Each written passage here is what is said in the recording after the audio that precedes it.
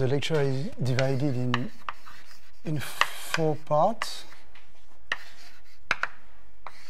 Today it's lecture 1. And the title of lecture 1 is Time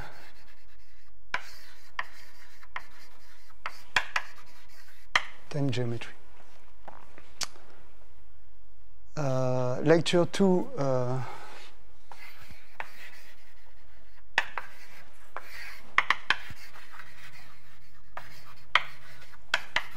additive invariance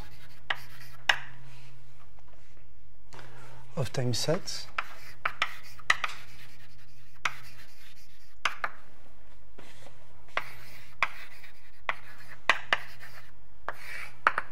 Lecture 3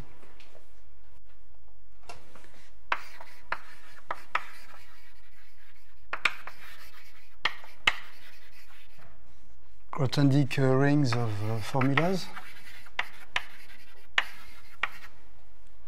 And finally, lecture 4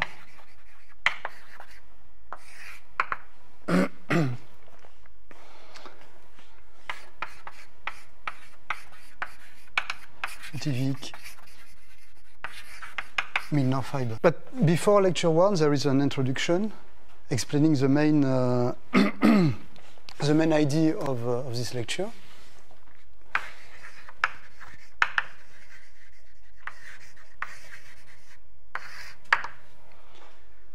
It's a very general explanation of what is going to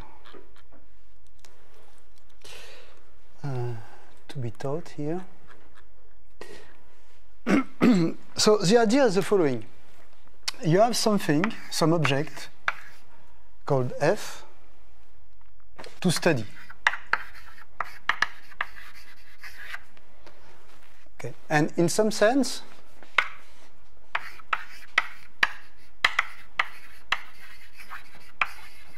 F is singular. What does it mean? It means that F is in fact considered as a member of some family. So F is a member of some family of comparable objects. Let's say that the particular set or object F to study is given by and this J0.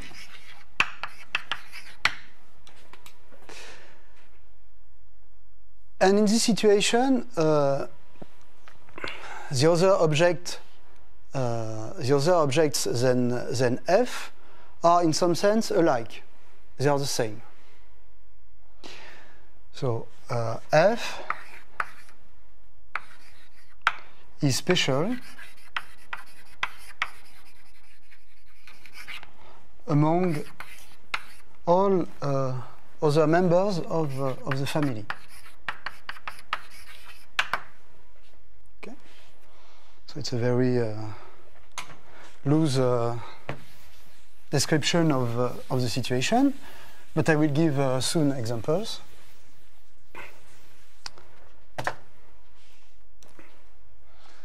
So in this situation, F is called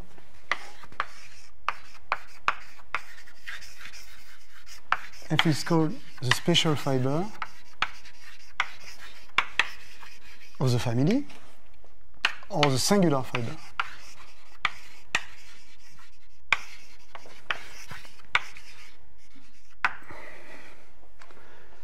And the other fibers of the family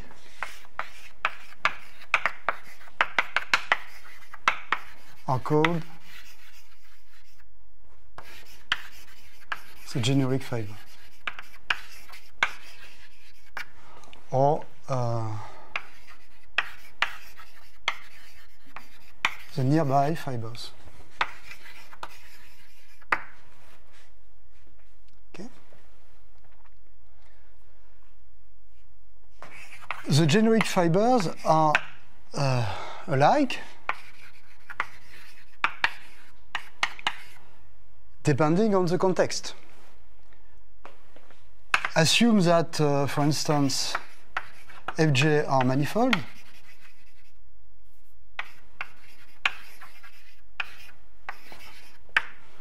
then being alike in this situation means that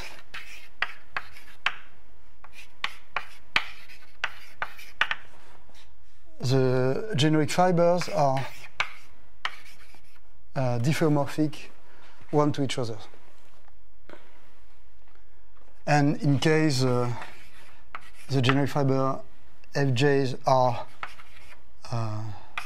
only topological spaces, then being alike mean that the fiber have the same topological type. It means that there is an homeomorphism between all pairs of generic fibers. Okay, and why not? Instead of homeomorphism, we may require some same homotopic type.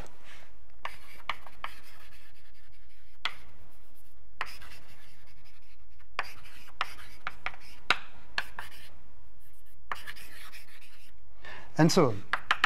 Okay?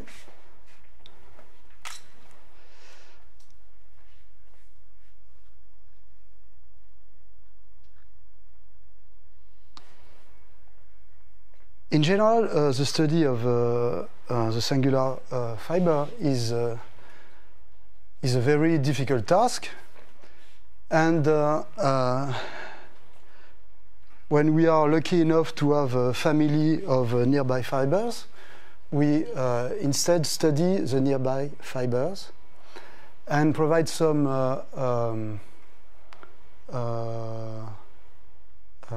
degeneracy of the nearby fibers to the singular fibers, and we study the degeneracy of the nearby fibers. So this is a way to study the singular fibers using all you can see around it. But of course, it means that the family itself has to be rigid enough as to have, as a family, enough properties in such a way that when you get closer and closer to the singular fibers, you see something, you see some properties of the singular fibers appear. Of course, if you just take singular fibers among fibers which are alike, but if there is no connection between the singular and the nearby fibers, nothing happens. So usually, as a family,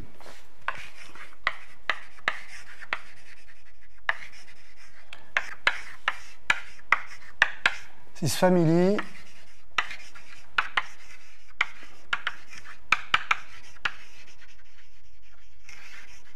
has to be rigid enough.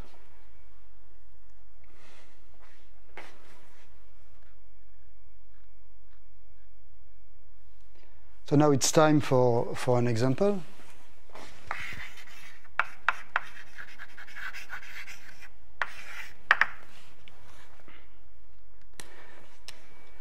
Take for F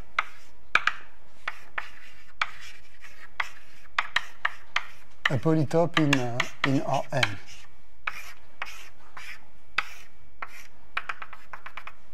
A compact and convex set.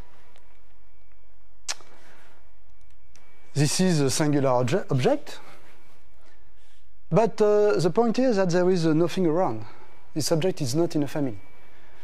So the idea is to create a family, rigid enough, having as a family enough properties, and then try to move the parameter to the special parameter to make something happen.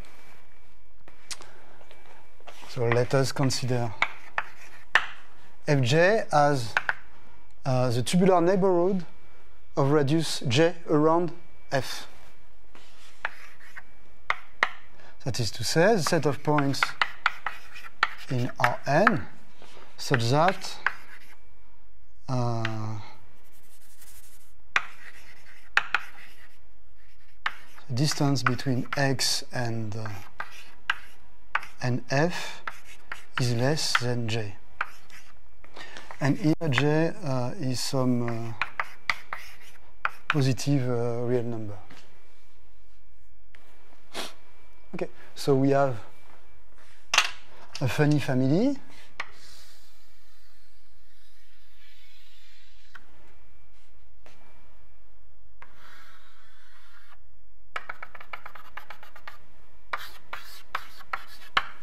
Around the singular fiber. I just draw one member of this family because they are really alike. In this situation, they are manifold with boundaries, and they are diffeomorphic as manifold with boundaries.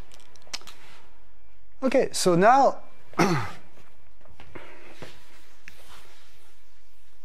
let's see the singular fiber as a limit fiber when J goes to 0.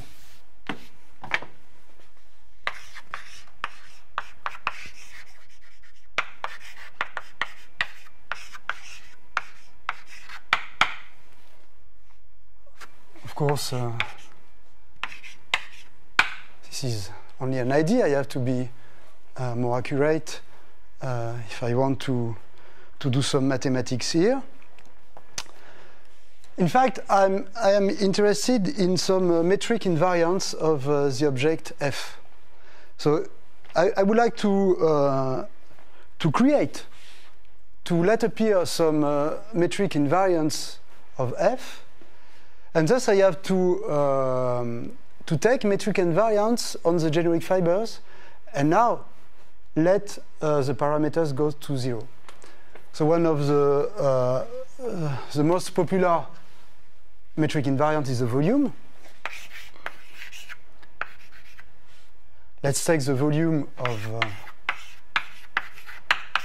the generic fibers, and let's see what happens when the parameters goes to 0. Okay, so very stupid situation. It goes to the volume of f. So this is some stupid limit when I look the situation far away. And when I take some more accurate eyes, instead of considering the limit, I consider the asymptotic of this limit. This is a more interesting point of view. And now something happens. It turns out that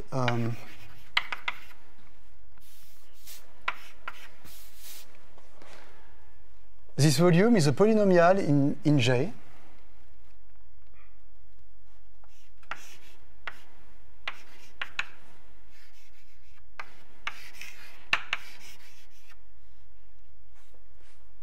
This polynomial is a polynomial in J. When J goes to 0, of course, as already seen, we obtain the volume of f.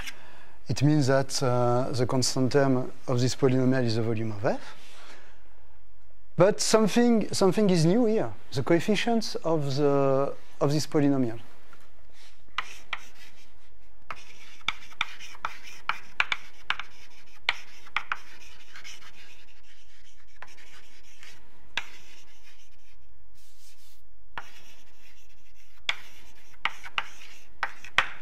And those coefficients depends only on f, on the singular fiber.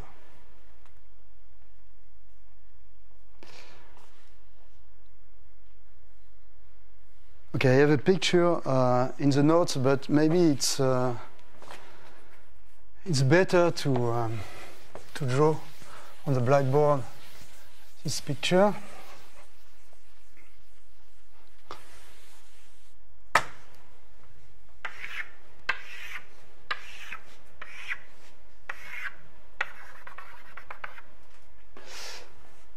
You have faces in these polytopes, faces of dimension 0, so vertices, faces of dimension 1,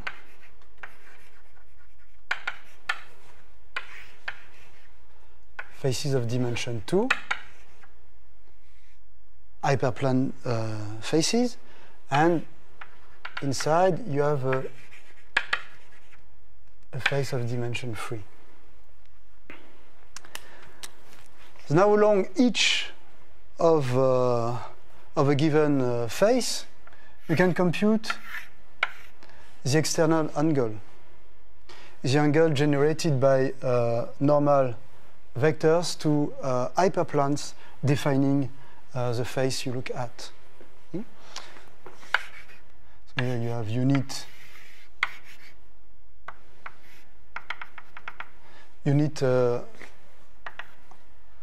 normal vectors to those two planes, and you take the cone generated by those, the planar cone generated by those two vectors, and you normalize by, say, the volume of the unit ball. So you compute this volume, and you normalize by the volume of the unit two-dimensional ball, and you have some measure of this angle called the external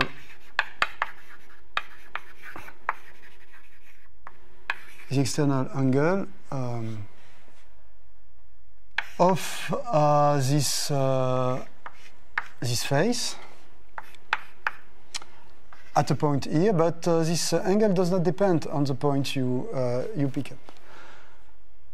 And you do the same for any face. So here you have 3 normal unit vectors. So you have another external angle and so on. And you can easily show that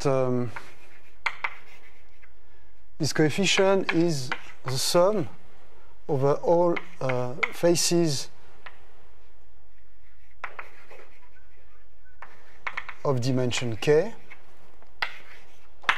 of the external angle attached to the face and the volume of this face. So you multiply the length of this guy and by the external angle. You do the same for the other one-dimensional faces. You take the sum and you have the coefficient in front of J1 or J2, I never remember. Okay? So you really have something which depends only on F in this process. Those numbers are called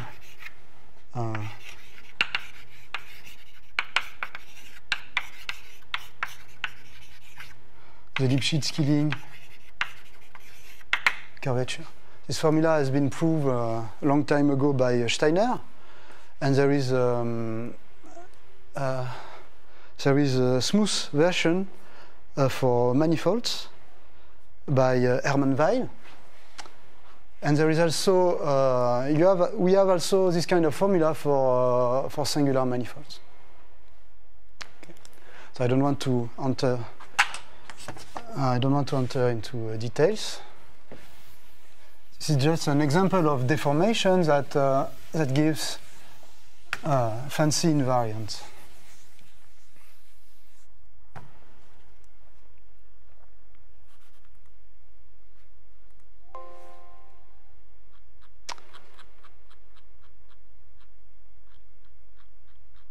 Okay, so the principle is the following.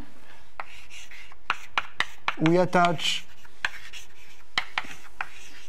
to the fibers Fj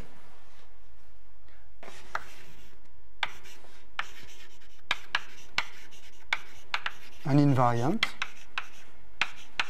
Invariant of what? It depends on the context. Let's say chi of Fj, because we want to study the singular fiber with respect to this invariant.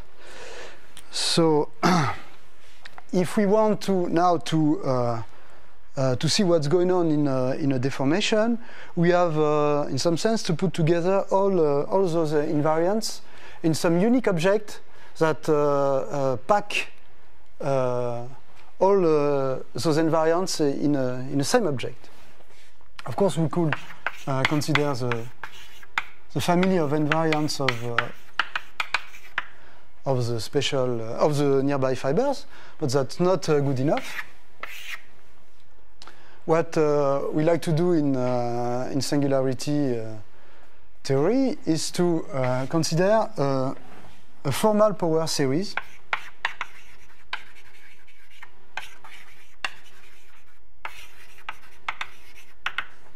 or a point carré series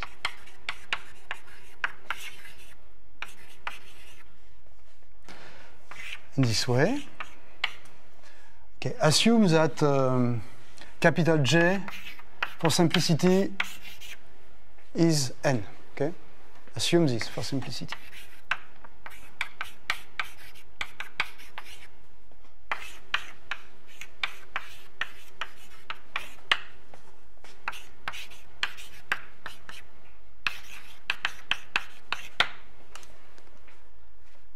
Then we form a zeta, a formal power series called a zeta series or a Poincaré series.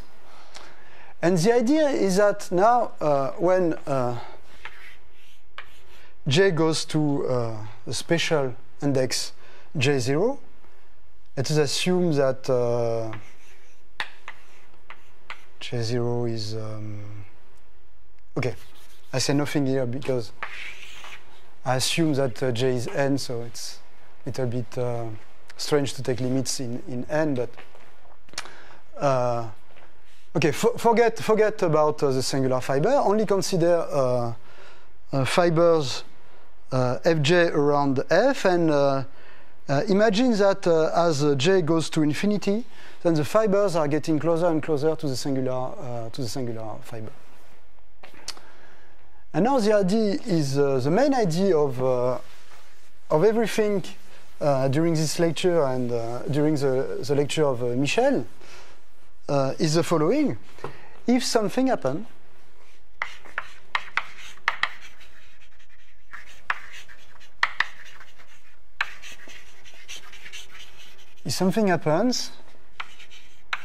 as j goes to infinity, then something has to happen. This is the theorem, the only theorem of this lecture. Let me explain this theorem. In the first sentence, something happens means that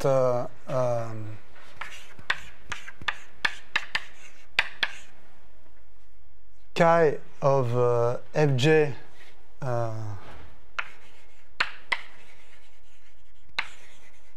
is regular as j goes to infinity, or in other words, chi of fj says something about the singular fibers, then something has to happen in the Poincaré series. And what you must have in mind is, for instance, the case where you have periodicity.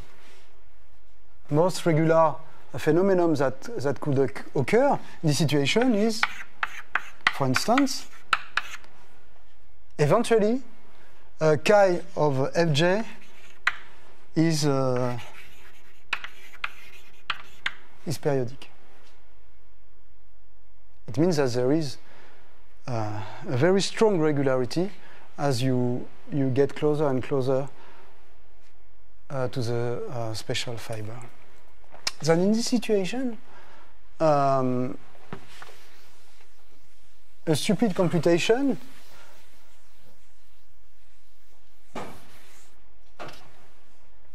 on the formal series shows that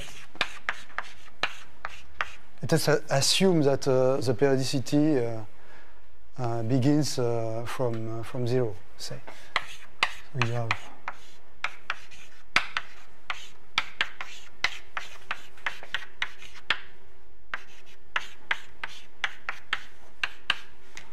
let us assume also that we have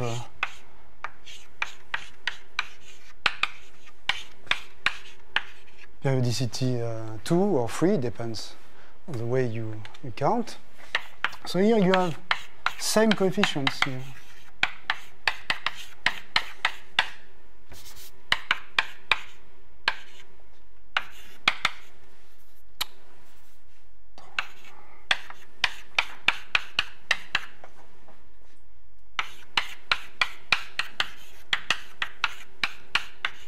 And so on.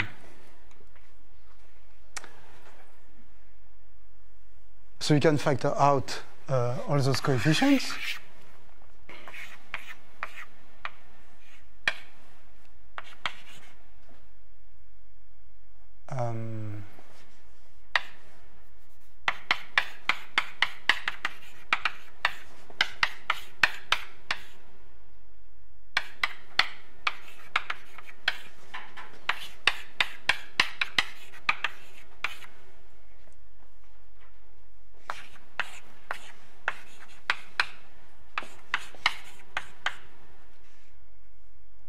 And the next one is, I guess, 6.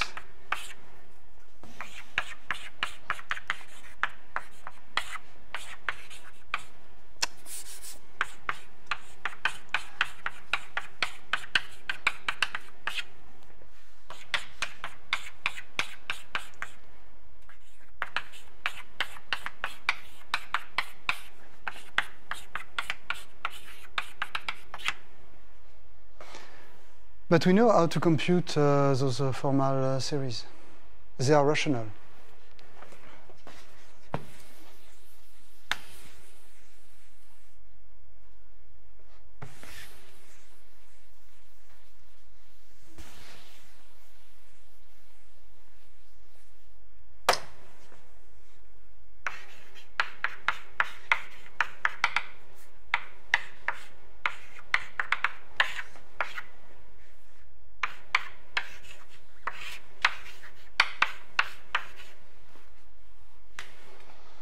So something really happens in the formal series. Same computation here. We have a sum of rational functions, of rational, formal functions. So this is the main idea. So to sum up, take some special object, find a good deformation of this object, plug in some fancy formal power series with coefficients, with good coefficients coming from a convenient invariant, all the information of the nearby fibers, and then try to prove that the formal power series you have is in fact a rational one. If you manage to prove that this formal power series is a rational function, then you can get all the coefficients of the formal power series from finite numbers of data.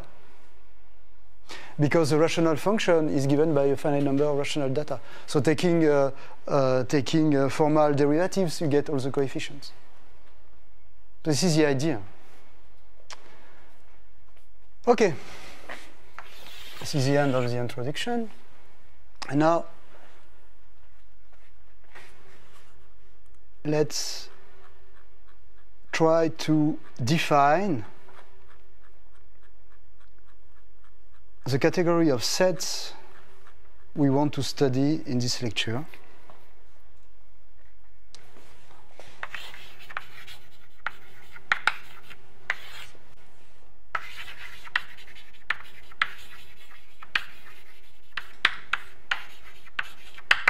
A semi-algebraic set.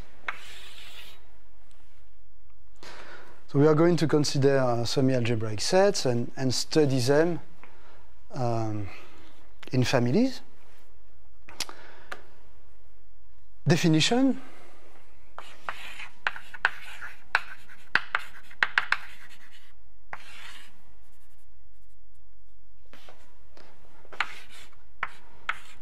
a subset of Rn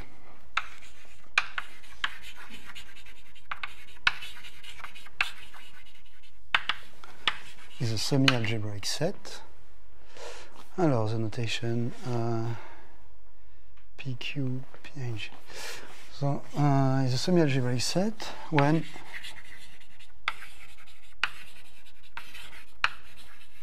one can find integers PQ, polynomials with real coefficients of arity n,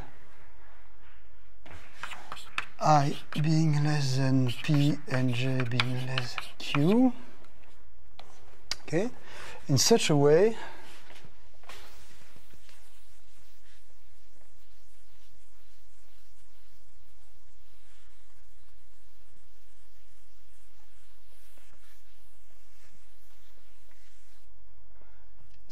that A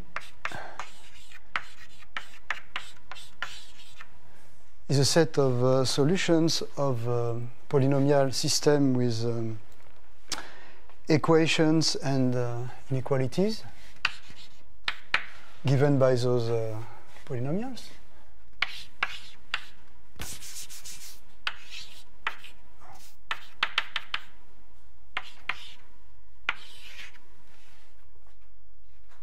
Course.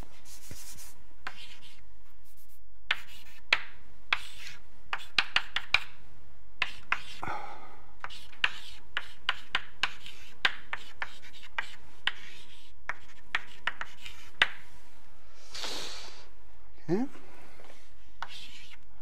Where this guy is a symbol for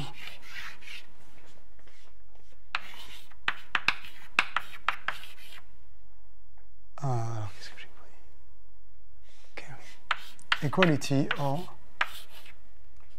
bigger than. So you have a finite number of polynomials and consider a system with polynomial equalities and inequalities, strict inequalities. And the set of solutions in Rn of this system is called a semi-algebraic set.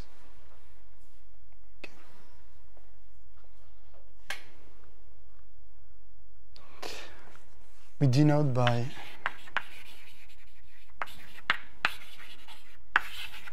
Sn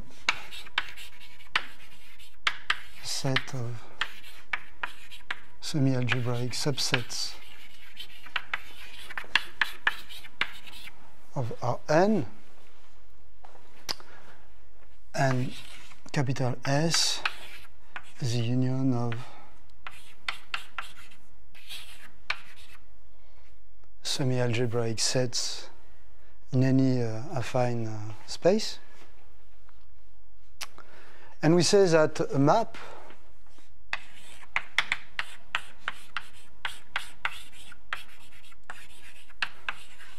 is semi-algebraic in case its graph, which is inside the Cartesian product,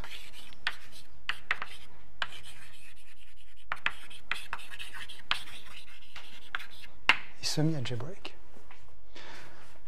So at the beginning we have semi-algebraic sets, and we define the notion of semi-algebraic maps using their graph viewed as sets.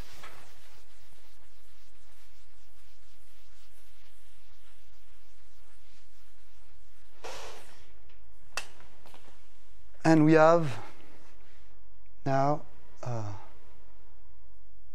certain number of easy to prove remarks. The first one could be an exercise.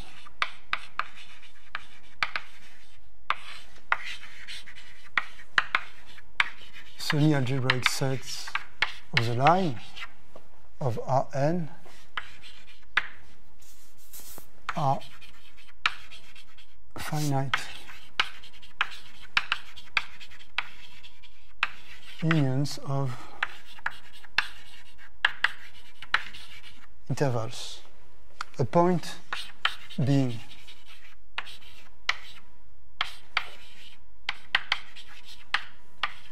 an interval.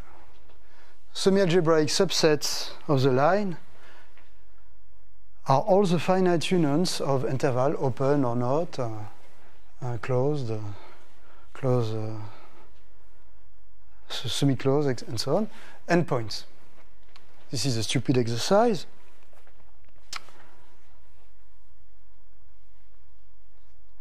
And now remarks.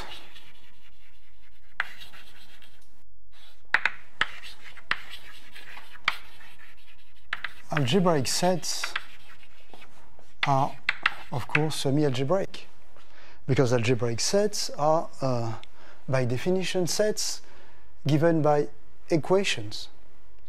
So if you take only one symbol here in a given system, you get algebraic sets. So algebraic sets are semi-algebraic sets.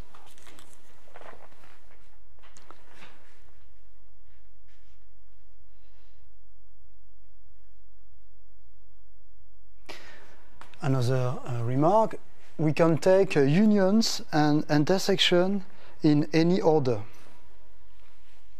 using classical rules of distribution of unions and intersection.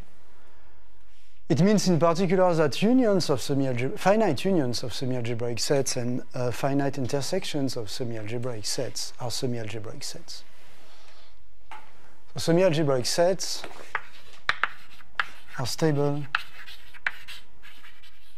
by finite union and finite intersections. Okay?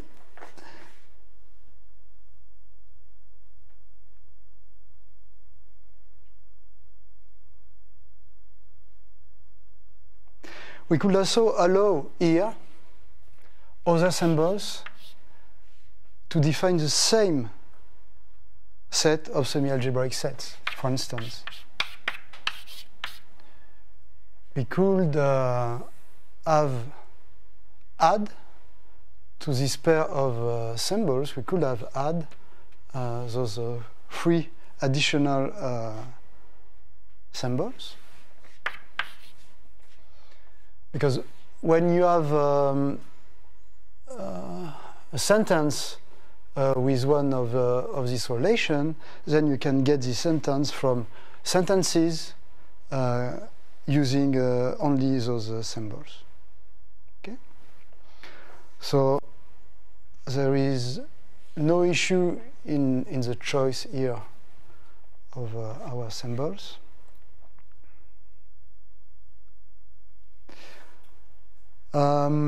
Cartesian products of semi-algebraic sets are semi-algebraic.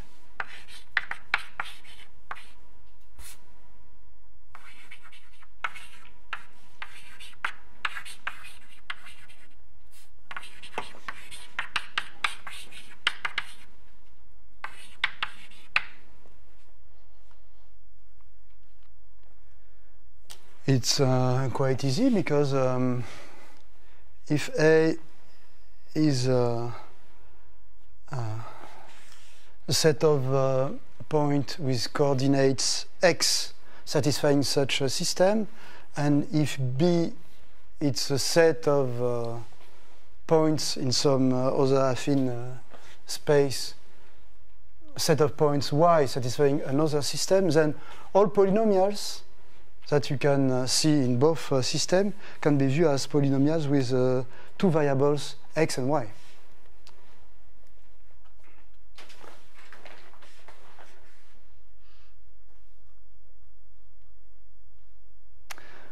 And finally, another easy property of semi-algebraic set is that they are stable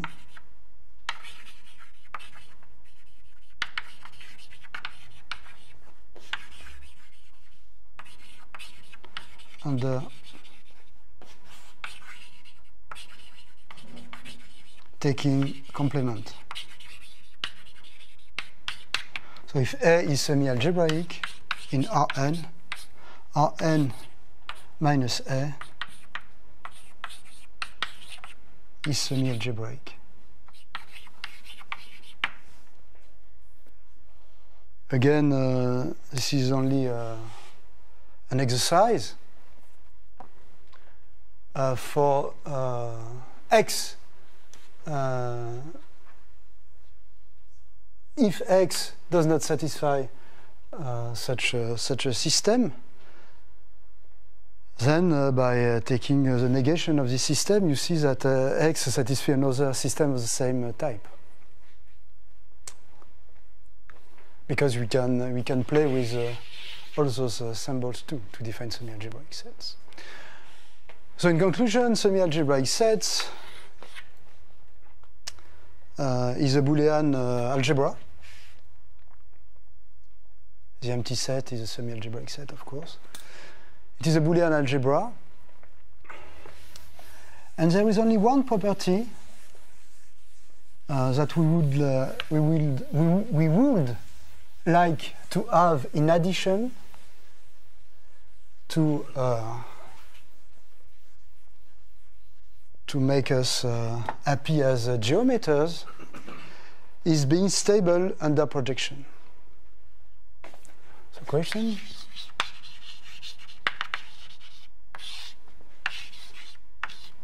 Assume that A is in this affine space. Consider pi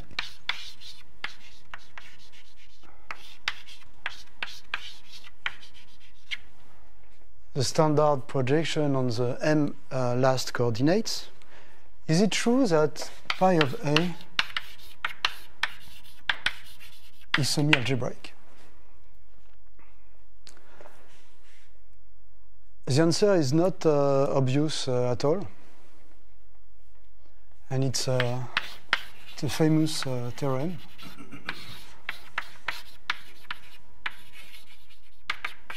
Called Tarski-Seidenberg, and the answer is yes.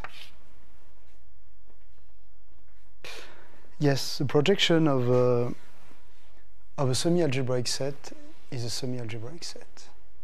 It means that you can find a system of polynomials that describe the projection of a set of points satisfying a given polynomial system of equation and inequation. And furthermore, there is an algorithm to find this system describing the projection. This is something which is completely explicit.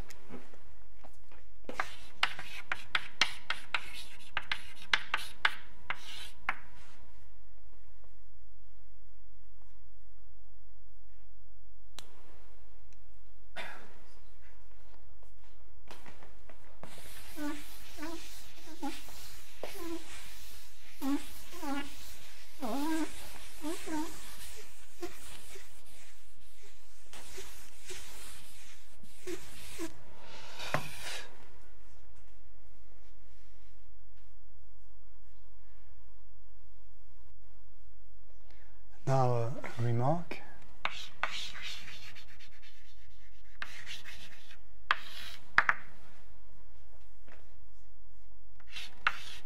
For P a polynomial, saying that P of x is positive is the same as saying that there exists y, a real number such that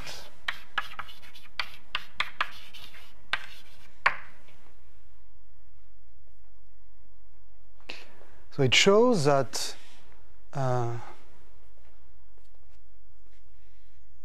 this inequality is in fact the projection of the set in Rn plus 1 of points x, y satisfying this algebraic equality. So in fact we can replace all inequality in a semi-algebraic system by an equality, I mean an algebraic set, and an existential quantifier. This is just a remark.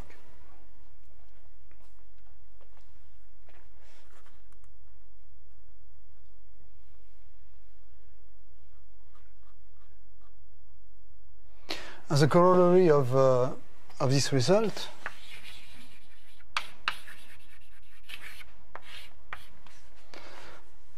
we have that the set of semi-algebraic set is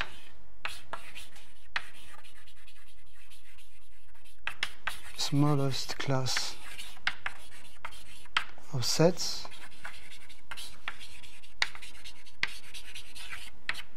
containing the algebraic sets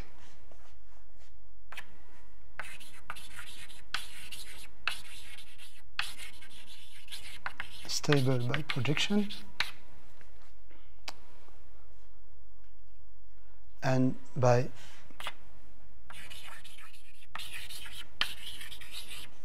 Boolean combinations.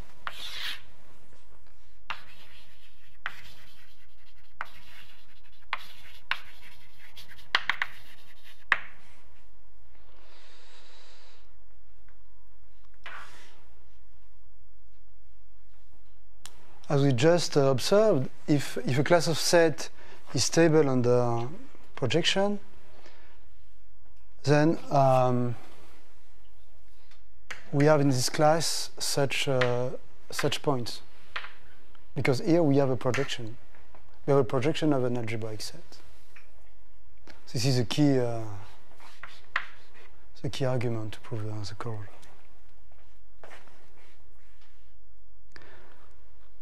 So I think I'm not going to enter into details. Maybe Pierre may say something on this point. But we can rephrase Tarski-Seidenberg theorem as a theorem in logic, saying that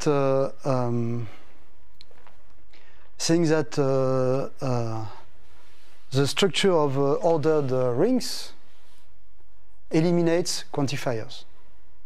So I don't know if there are logicians in this room, but there is a translation of this geometric statement into a logical one, basically saying that you will find the accurate statement in my notes, saying that the set of X such that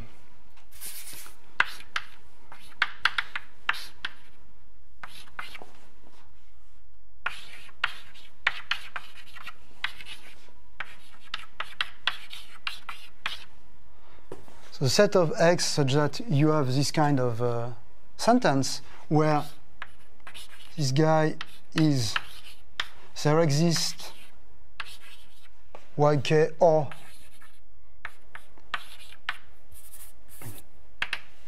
there or for all yk. So this kind of sentence with such quantifiers, and where phi is a sentence involving only polynomials and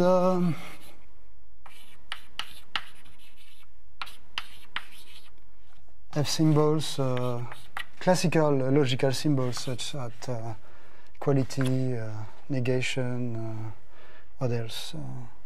And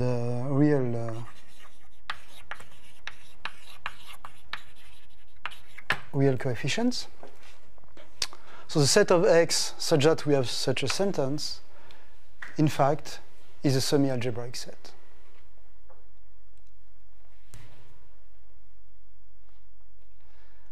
And is given by a sentence without quantifiers and symbols like this. And you have also so symbols, of course. Okay.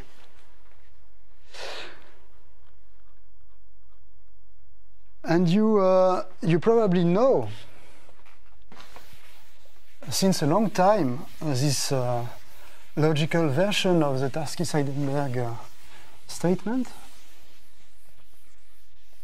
at least since high school. Remember this statement?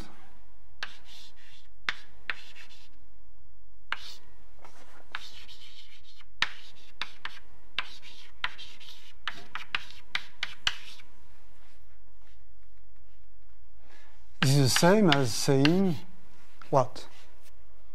That A is not 0 and the discriminant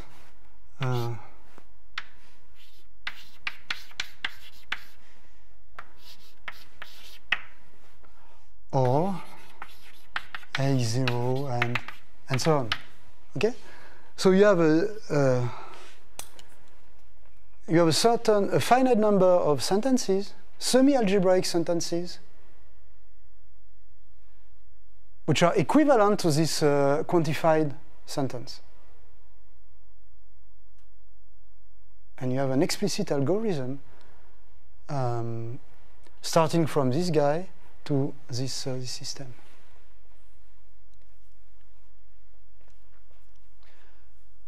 In other words, if you have a problem specified with polynomials,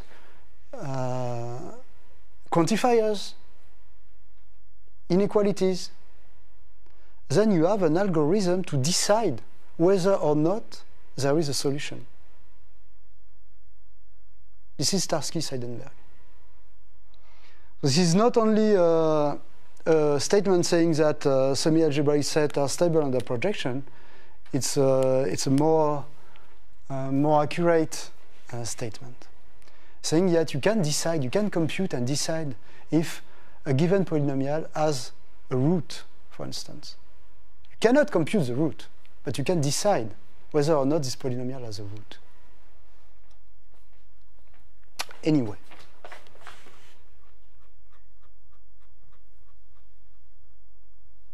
C'était pour faire plaisir aux... So now, since we have this beautiful statement, this beautiful logical statement, we have as consequences beautiful geometrical statements.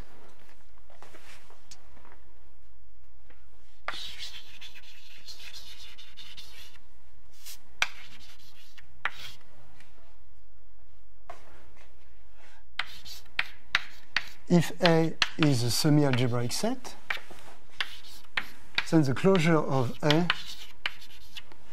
is a semi-algebraic set.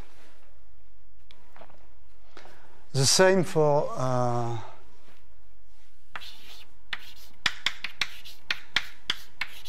the boundary of A or the interior of A. What is the definition of the interior of a set? Okay, this one.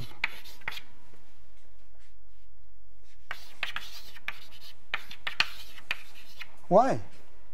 Why? Because we can write points in the closure of A with sentences involving only polynomials, polynomials coming from the system defined in A, and quantifiers.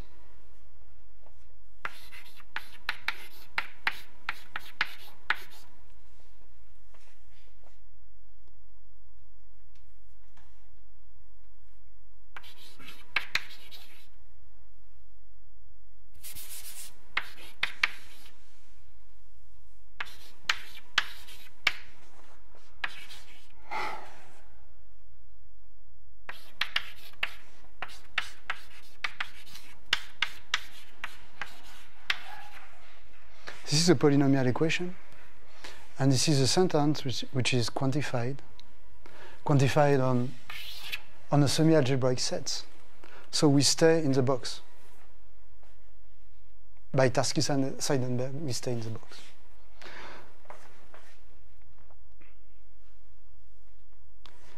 If a map F is semi-algebraic, then for sure the set A, the domain A, where F is defined, is also semi-algebraic by projection of the graph. So we have no choice. If F is semi-algebraic, this guy has to be semi-algebraic. And the image of F is also semi-algebraic by the same argument. In case F is an injection, then we can define the inverse map of F, and of course, since we can express the graph of this guy in terms of this graph of this one, the inverse map is also semi-algebraic.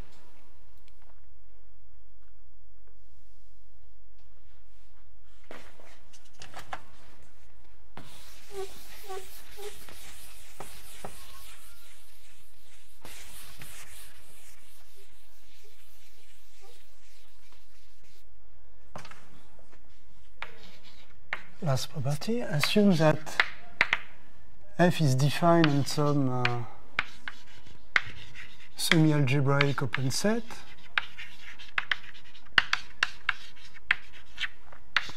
in Rn, and the set of points in U, set of points small u in U where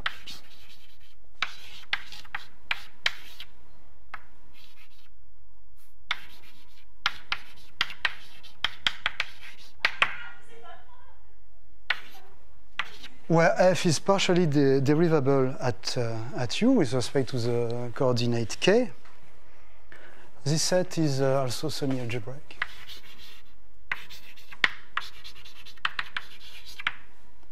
Semi-algebraic, and moreover,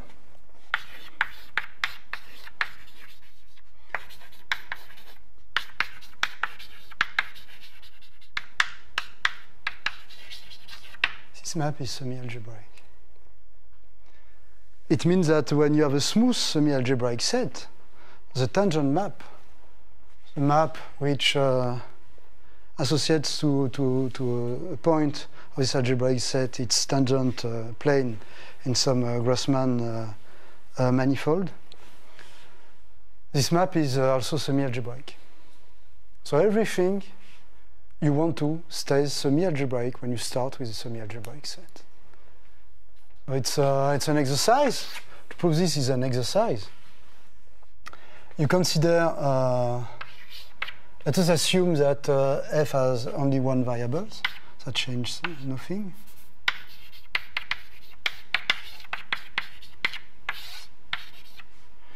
Consider the set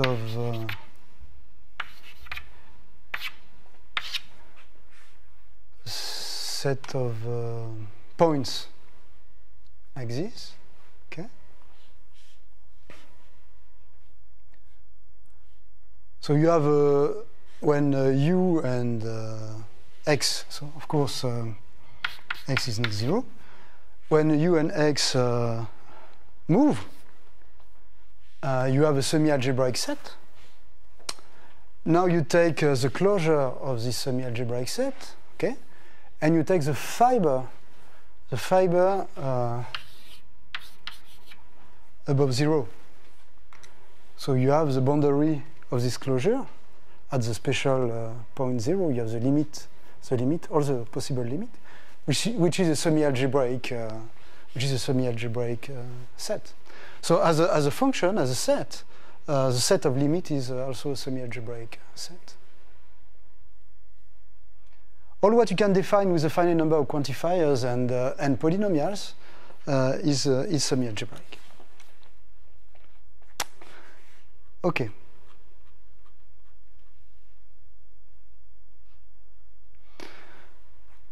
So there is a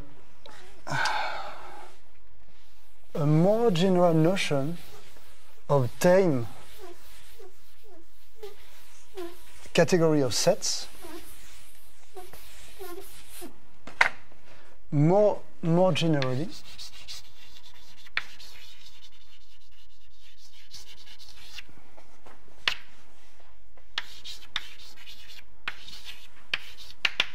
the semi-algebraic set are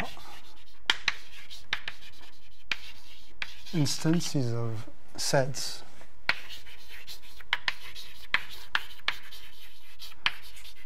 defined in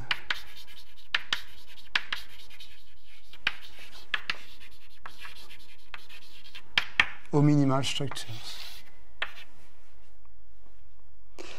So I just here drop this name because o-minimal structures are now famous in number theories since Pila-Wilkie theorem and corollary of Pila-Wilkie result by Pila, Zanière, and other guy. I don't want to give a list here. In Diophantine geometry. So I don't explain, but there is some connection here between o-minimal structure, at least between some o-minimal structure and counting special points on the special varieties. What is an o-minimal structure? It's a category of set. So you take a class of set in Rn, stable by a Boolean combination, by projection, by product, by what? That's it. And you just assume that sets in the line,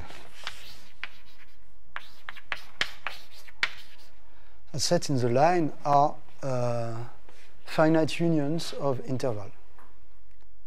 All semi-algebraic sets are.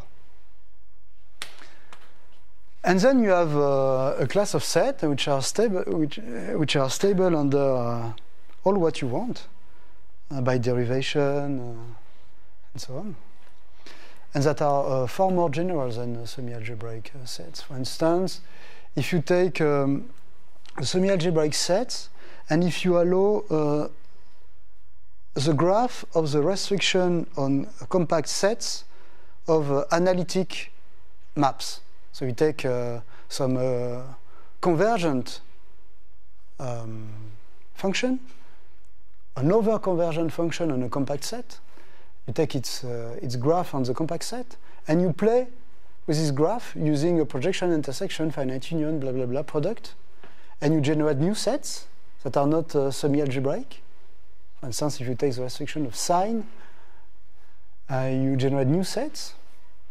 And in the end, you have a lot of sets, and they are all stable. They stay stable by projection, a product, and so on. And what is a miracle is that the set you have created in the line are only finite unions of intervals. We do not generate, for instance, infinite number of points in the real world, which is not obvious at all. One famous theorem in this direction is a theorem by Wilkie. If you take the graph of the exponential, but the graph of the exponential on the whole line, not on a compact set, on the whole line. And if you play with this set, with a graph of x and semi-algebraic sets, and if you want, the graph of the restriction to compact sets of all analytic functions. Then you take the saturation under all the geometrical operation we have described for this family, and you look now at sets you have created in the line. You only have a finite number of intervals.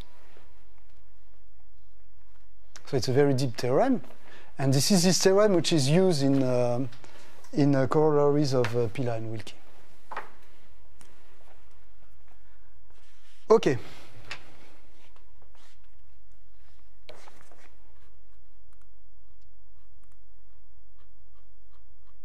And now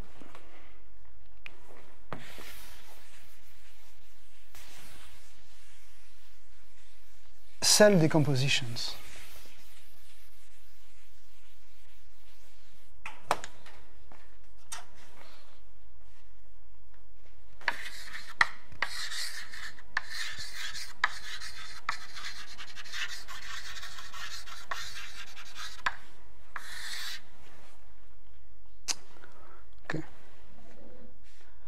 So what is a cell?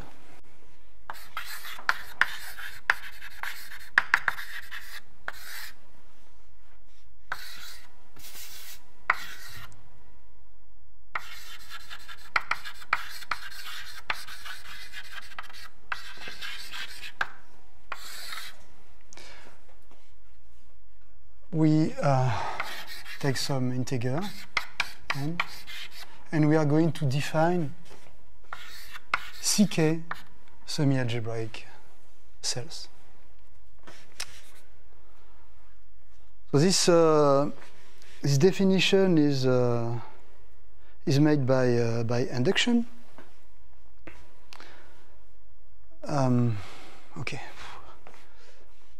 I have some hesitation at this point. So I don't give the accurate version. You will have the accurate version in the notes. What is a cell on the line?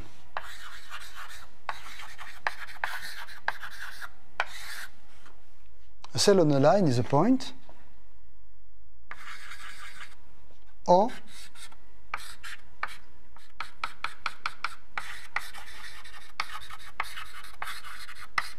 an open interval.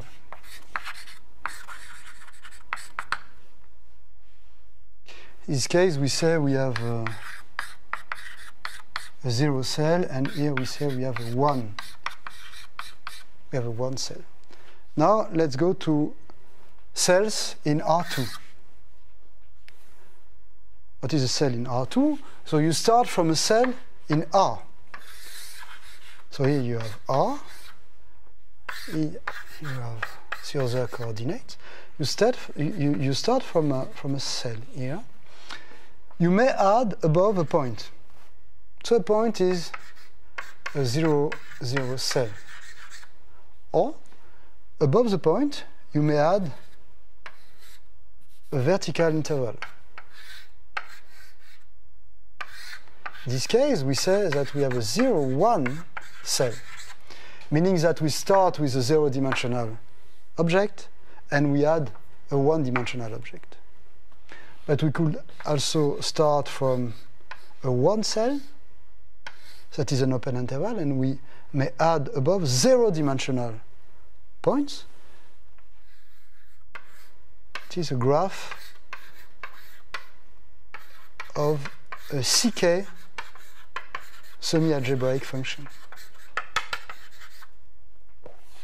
So here we have a 1, 0 cell. And finally, if we start from a 1 cell, we may add a 1-dimensional cell above each point in this horizontal cell. But we have to add 1-dimensional cell, vertical 1-dimensional cells semi-algebraically. It means that we are going to consider the set of points between the graph of 2 semi-algebraic CK functions. So here we have the graph of G. Here we have the graph of F, and G, F are CK and semi-algebraic, and so on. So now we can define cells in Rn using the definition of cells in Rn-1. So assume that we have defined the notion of I1, In-1 cell. Then you add above this horizontal cell, you add points. That is the graph of a function. This is I1, In-1, 0 cell, or we may add vertical open intervals to define I1, In-1, 1 cell. And here we have semi-algebraic graphs that bound this compact strip on the plane. So by induction, we define cells, semi-algebraic cells. In fact, K here may be infinity, or maybe also omega. It means that the function I consider semi-algebraic but analytic. Why not?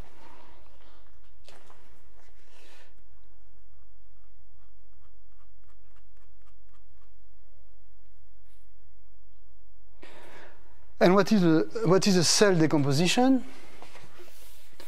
It's a decomposition into cells. We say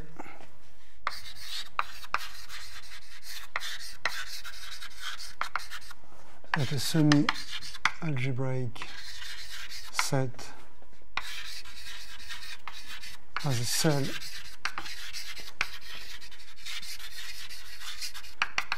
decomposition when we have the decomposition of A into a finite number of cells d1, dp in such a way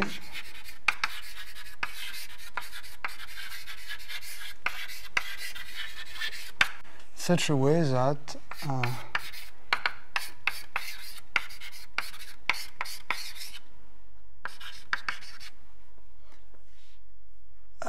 that's an algebraic set. Such a way that the projection of a cell is a cell of n-1. This is automatic, and the family of projections of cell is a cell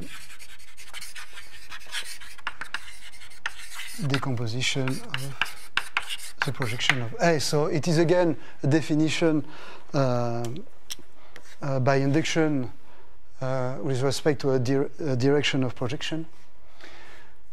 So in fact, we have to start with a cell decomposition of semi-algebraic sets in the real line. What is a cell decomposition of a semi-algebraic set in the real line? Remember that a semi-algebraic set in the real line is a finite union of intervals. Then you have your cell decomposition. And then you proceed by induction using projection. So for instance, if you take the sphere,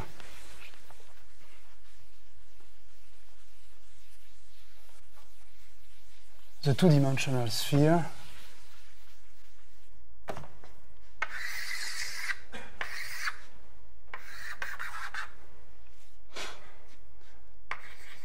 let's play a little bit.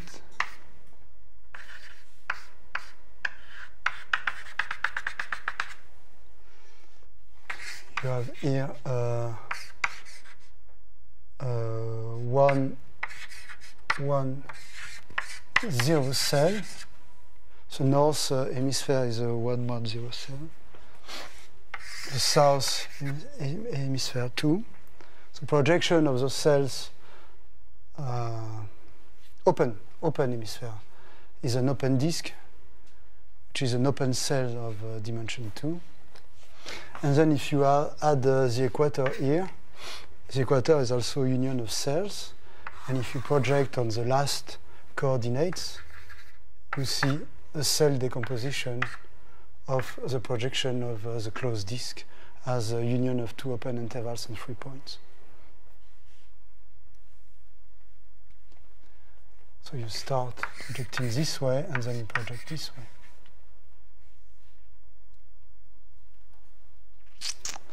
This is a cell decomposition of a semi-algebraic set, and of course the theorem is that any semi-algebraic set have in fact C omega cell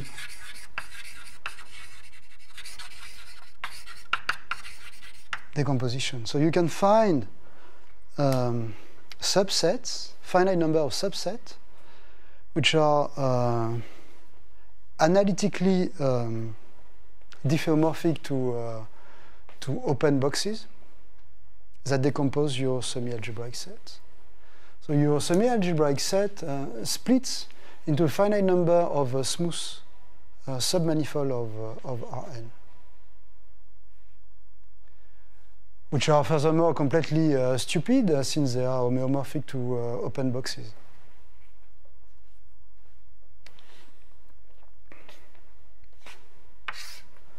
And the proof of this statement is it's a long and elementary but technical proof, and it is the same for o-minimal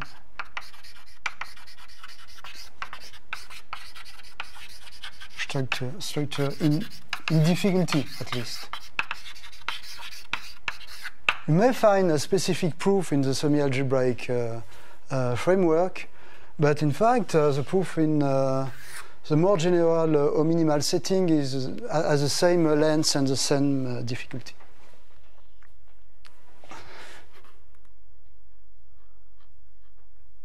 So what is good here is that we have a lot of nice geometrical consequences of this theorem. For instance, the number of connected components of a semi-algebraic set is finite.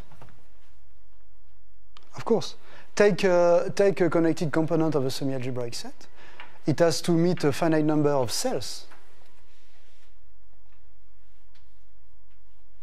So the union of those cells are the connected component, and of course you have a finite such union of cells. And furthermore, you see that you have more than connectedness. You have a path, semi-algebraic path connectedness. This is the first consequence.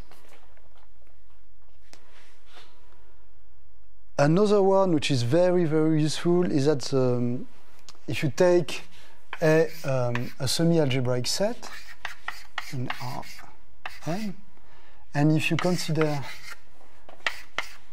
the standard projection, A is in Rn plus n, and if you consider the standard projection onto Rm,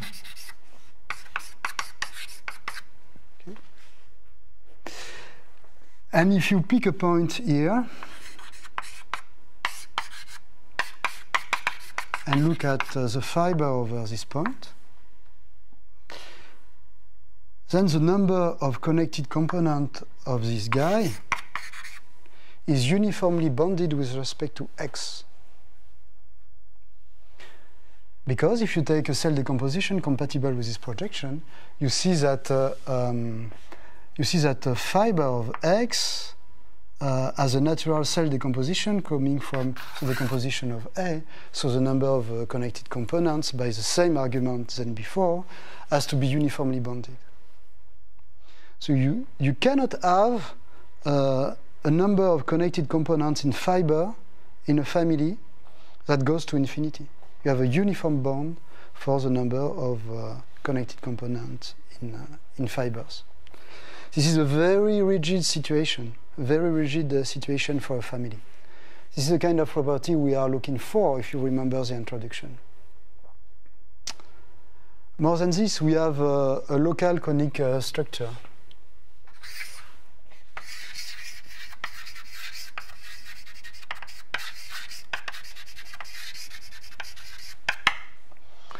Meaning that if you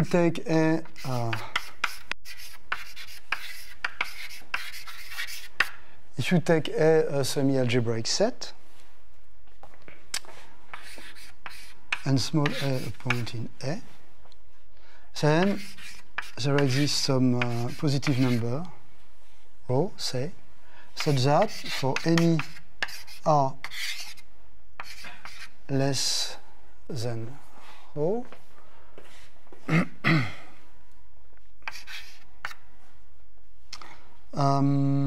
the intersection of A with say the open ball center at A and with radius r is homeomorphic to the cone with vertex A on the intersection of A with a sphere. Okay. Yeah, I guess it is more or less correct. I think that a picture is better than a quantified sentence.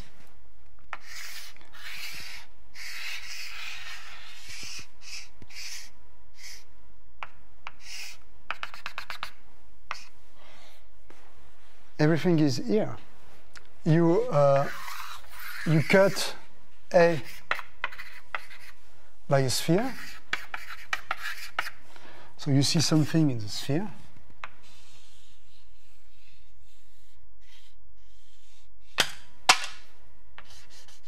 Okay. And if you take the cone with vertex A on this guy, you see the intersection of A in the ball, topologically. If you take the product of okay. Here I have something which is straight, and here I have something which is a little bit, let's say, curved. Like this. So topologically, it is the same. The intersection in a small ball and the product with the intersection with a small sphere, and the cone over the intersection with a small sphere is the same. Are the same. It means that locally a semi-algebraic set is constructible. And this guy is called the link of A at A. It is defined up to homeomorphisms and for small enough radius. So it's a topological type which is defined here. And what is remarkable is that when two germs of semi-algebraic sets are homeomorphic, then the link are also homeomorphic. So it is a topological invariant of semi-algebraic homeomorphisms in the sense that when you have a semi-algebraic homeomorphisms from a semi-algebraic gem to another one, then the links are also semi-algebraically homeomorphic. Okay.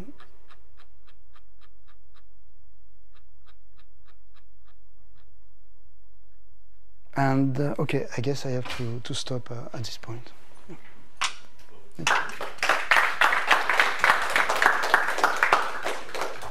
Questions? Yes, I have one.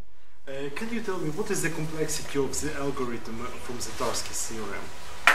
I'm not a specialist of complexity of algorithms, you can imagine, but maybe you are. Maybe you are, Sebastian, or maybe Pierre, you are.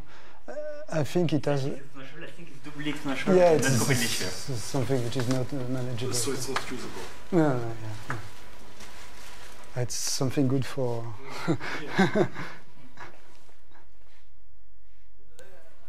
probably have the second question. So I enjoyed a lot this lecture, but I don't see the connection with the numbers theory. Yes, you don't see. For sure you don't see.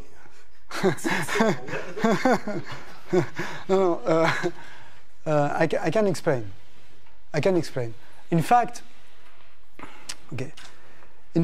the key property in number theory, if you want to count special points, say rational points, okay? You want to count the number of rational points with given height. So you bound the numerators and denominators. So you have a finite number of points, and you want to have an estimate with respect to the height of the number of rational points in your set. Okay, so